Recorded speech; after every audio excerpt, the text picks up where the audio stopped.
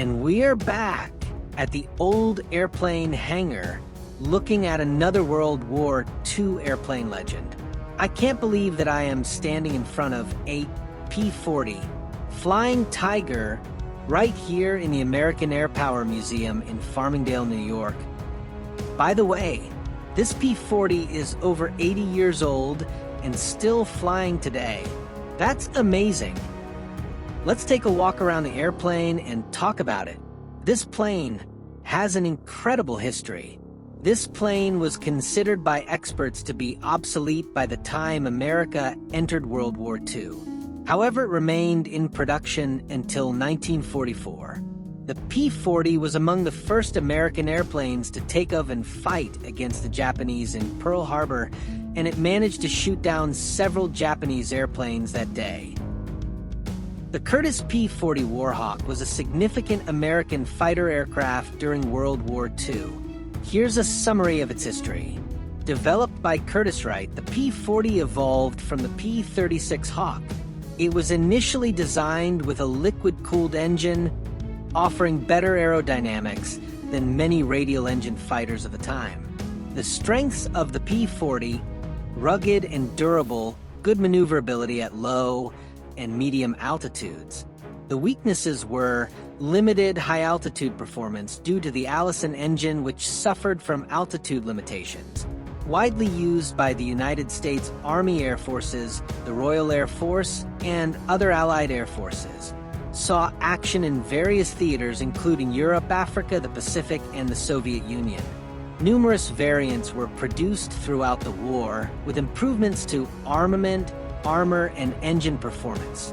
While overshadowed by later fighters like the P-51 Mustang, the P-40 played a vital role in the Allied war effort. It was a reliable and effective fighter in many theaters, contributing significantly to Allied victories. Now, let's talk about who were the Flying Tigers. The Flying Tigers were an elite group of American volunteer pilots who fought for China against Japan during World War II. Here's a summary of their history. The Flying Tigers creation. Led by Claire Chennault, a former U.S. Army Air Corps officer, the Flying Tigers were officially known as the American Volunteer Group. They were recruited in the United States and secretly trained in Burma before the U.S. entered the war. The airplane's distinctive feature and trademark.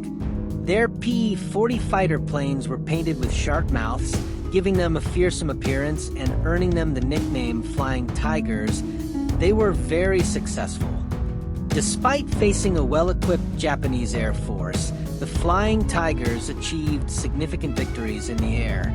Their aggressive tactics and skilled pilots inflicted heavy losses on the Japanese, boosting Chinese morale, and providing a much-needed morale boost for the Allies. The transition to U.S. Army Air Force. After the United States entered World War II, the Flying Tigers were absorbed into the U.S. Army Air Force, becoming the 23rd Fighter Group and later part of the 14th Air Force.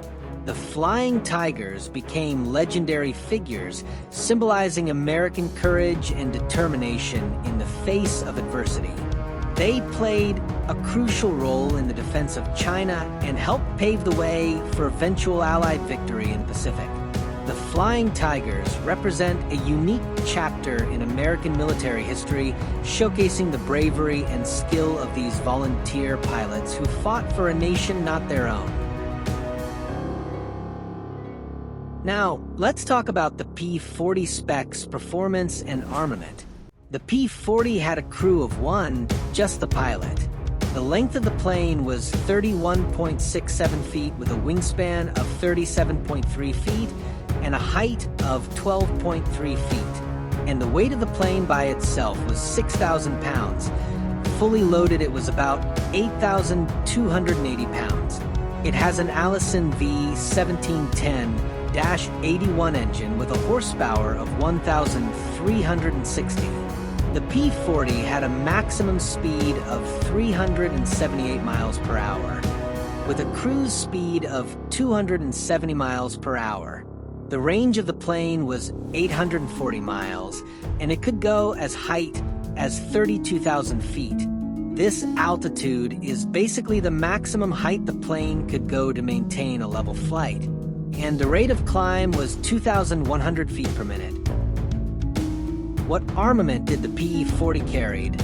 The plane was equipped with 650 caliber Browning machine guns, 3 on each wing with an ammunition capacity of 150 to 200 rounds each. The plane was also equipped to carry up to 2,000 pounds of bombs, either 4 250-pound bombs or 2 1,000-pound bombs. Compared to the Japanese fighters, the first-generation P-40s were sturdy, well-armed, and faster in a dive. However, later the P-40 could not match the maneuverability of the Japanese Nakajima Ki-27 and Ki-43, and much later in the war the Mitsubishi Zero. Regarding this P-40 in museum, the Jackie C, this is one of a handful of P-40 still flying today. This was possible because a large number of P-40s came from the Royal Canadian Air Force.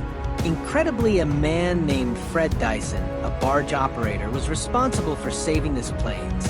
The Royal Canadian Air Force sold the planes for $50 each, so Dyson purchased 35 of the P-40s. He put them on a barge from Vancouver to Seattle and sold them at a profit.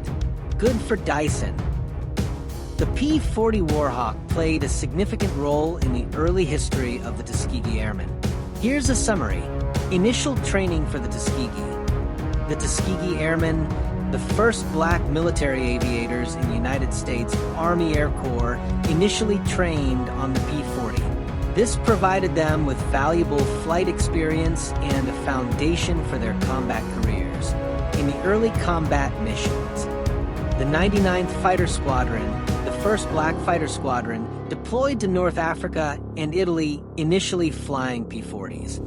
They conducted various missions, including ground support and escort duties.